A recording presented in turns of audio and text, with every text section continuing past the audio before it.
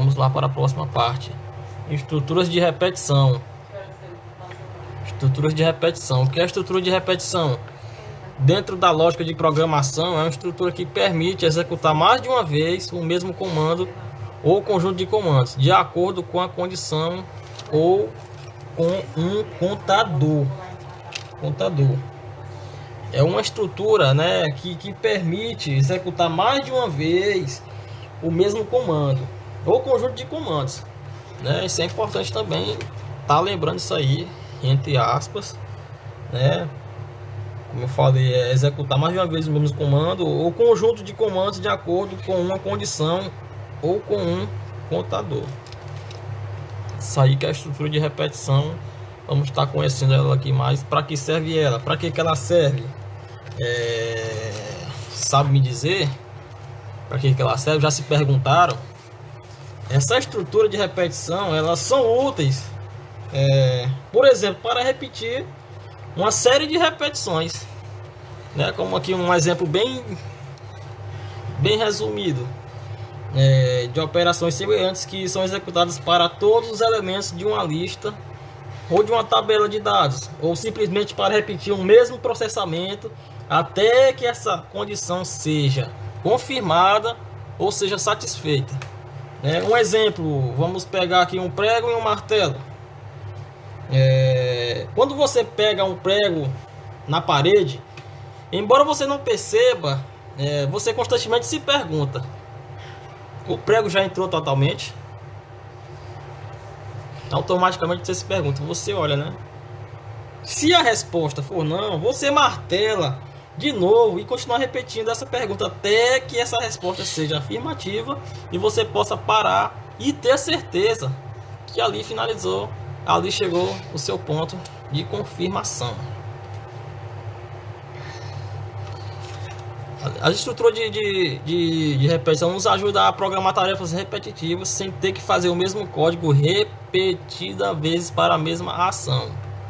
Viu? Fica a dica aí, viu? A estrutura submete uma instrução de bloco de uma série de repetições que podem ser de quantidade de vezes definida ou não. Segue o fluxograma abaixo aí, né? Isso é mais ou menos uma ideia repetitiva de estrutura de repetição. Aí temos a entrada de repetição, processamento submetido à repetição e saída de repetição, viu? Aqui está, observe bem aí essa estrutura. Os comandos interativos de repetição básicos são enquanto, para e repita. Aqui, mais na frente vamos estar vendo esses comandos aí. O comando enquanto é geralmente utilizado quando não se sabe o número de vezes que um trecho de algoritmo deverá ser repetido, o que não impede o seu uso quando tal número for conhecido. Esse comando possui uma condição ou expressão lógica inicial, ou seja, só permite a execução de um ou mais comandos se a condição for verdadeira. Viu? Leia bem, atentos. Aqui está a sintaxe do comando enquanto. Eu falei que ia mostrar para vocês aqui, né? Aqui chegamos até ele. Estruturas do comando enquanto. Uma estrutura de repetição é aquela que permite que um conjunto de instruções seja executado rapidamente até que ocorra condições de parada. Evita que o mesmo conjunto de instruções seja escrito várias vezes no algoritmo. Essas estruturas também são chamadas de loops, né? Laços ou loops. Os comandos de repetição, assim como as estruturas sequenciais de seleção, elas permitem a codificação da solução de problemas realmente complexos, né? Além disso, também elas auxiliam na solução de problemas simples, como testar a entrada de dados, como solicitar ao usuário que repita até que um valor seja digitado. Falei mais atrás ali um exemplo, né? Os comandos interativos de repetição são básicos, né? Falei aqui que é o enquanto, para e o repito. Vamos estar vendo agora, né? Vamos pular aqui. Vamos dar uma detalhada aqui dessa sintaxe aqui do comando enquanto.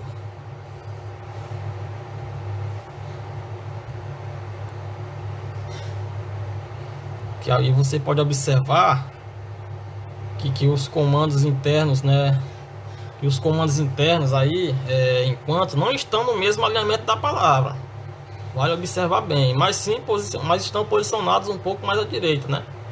Isso é chamado de indetenção, viu? E facilita na leitura do código, né? Rapidamente são identificados os comandos que estão dentro do enquanto, viu? No mesmo alinhamento do enquanto está o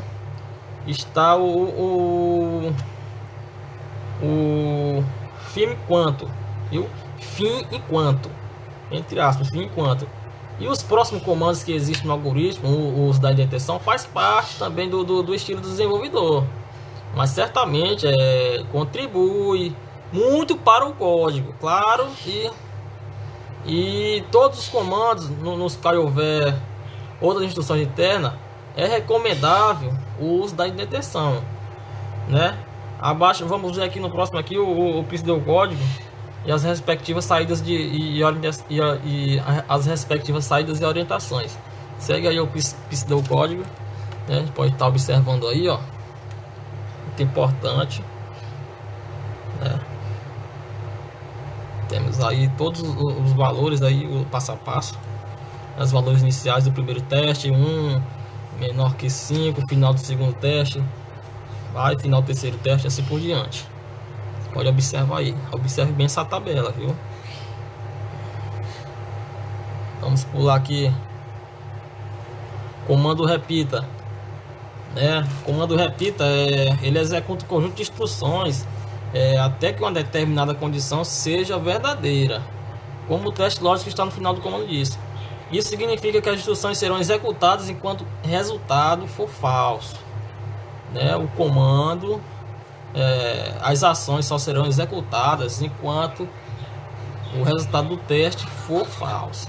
A gente pode estar vendo aqui, ó, aí, ó, na sintaxe aí, comando repita, comando 1, 2, 3, né? Comando N, até aí temos a expressão lógica, viu?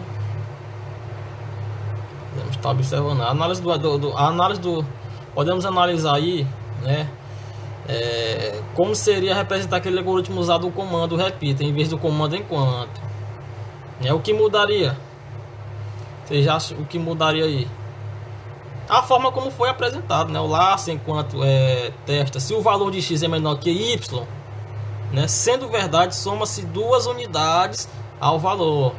Soma-se 2 unidades ao valor de x e uma ao valor de y, né? O teste é repetido. E se continuar verdadeiro, viu? Se continuar verdadeiro, os incrementos em x e y continuam tanto que o valor final de x e y é 9. Vocês podem ver, né?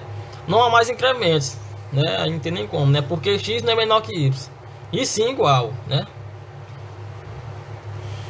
Está aqui vendo o próximo passo aqui. Aqui está o pseudocódigo aí, né? Comando repita. Aí está os valores representados de x e y antes do teste lógico, né? Porque no comando repita, os comandos internos ao laço são executados pelo menos uma vez antes. Isso é de suma importância, né? E a condição ser avaliada para verificar se a repetição continuará ou não. O comando de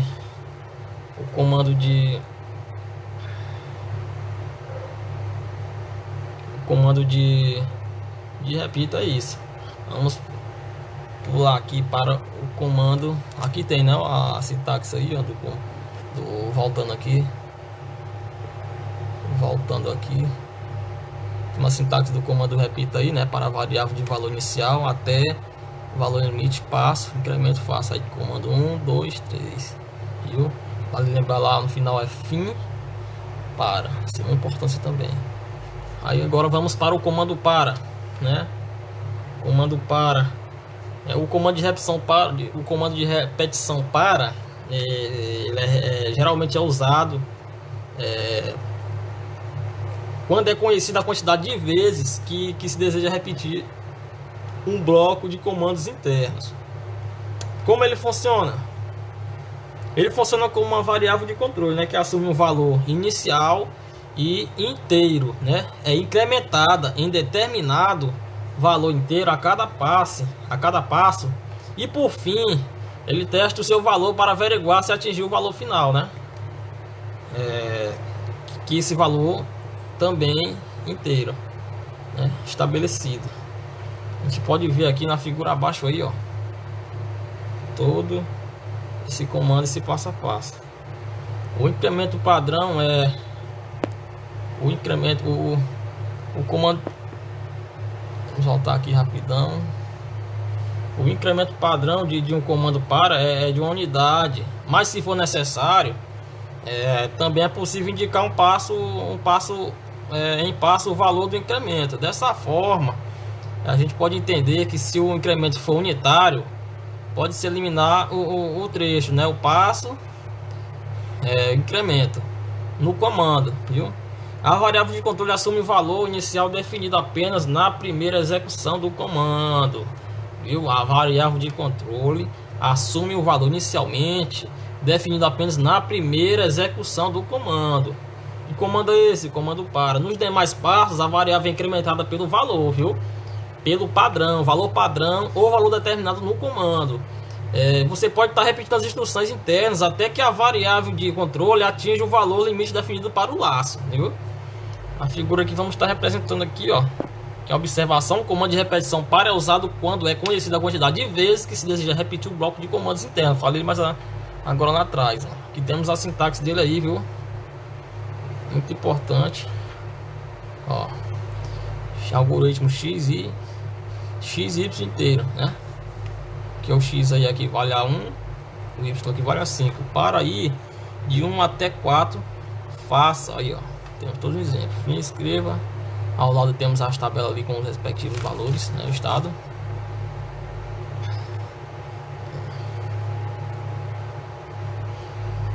Aqui temos, nesse exemplo aí foi apresentado porque se sabia que quantas repetições dos comandos internos eram necessárias, né? Para que x atingisse aí o mesmo valor de y, assim como qualquer outra estrutura de controle. O comando para pode ter outros comandos, você sabia disso? Para no seu bloco de comandos internos, assim como outros comandos de repetição ou de seleção, por exemplo. Um grande exemplo aí, viu? É importante que você exercite o emprego desses comandos, porque para desenvolver novos algoritmos. Portanto, a gente tem que aproveitar o nosso tempo, dedicar instruções, né, os exercícios aí que vamos estar colocando aí mais à frente, para a gente poder nos desenvolver, viu? Não vamos parar por aqui, viu? Fique ligado que tem mais novidades aí por vir, viu? Obrigado e vamos que vamos, temos mais aula aí pela frente. Valeu!